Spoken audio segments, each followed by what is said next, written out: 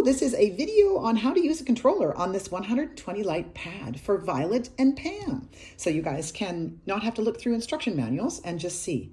So I had it on there, but I can turn it off and I can cycle through the three settings there. So all on, then it is flashing at 10 Hertz, and then it is off. So that's the simple thing.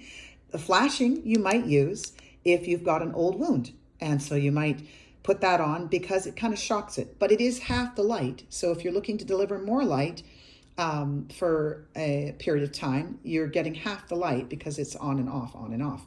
And it is fine for pacemakers. This does not disturb them. It's just like turning a light switch on and off. Some people have asked that.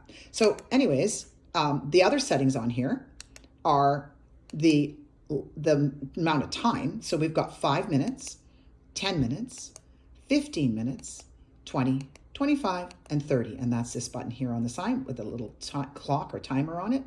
And it will just go on for that period of time. And you might want to just put it on one knee and then for 15 minutes and then flop it to the other knee for 15 minutes. And so you could use the timer to let you know that it had had that long of a treatment. And so then on this side here, we have the 660 light is on and the 850 light is on. And you're saying, oh, it looks broken. The lights are all out.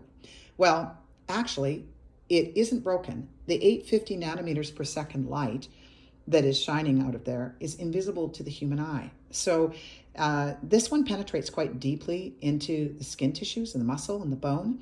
And so the combination is usually what we're going to use, because the 660, which is on now, goes less deep into the skin, but it's useful for many things. Like a lot of times you don't need the 850.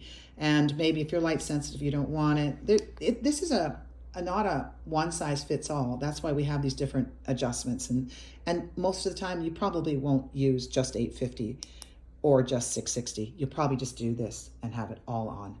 Then the top here is our levels. So this is level 1. So this is how intense.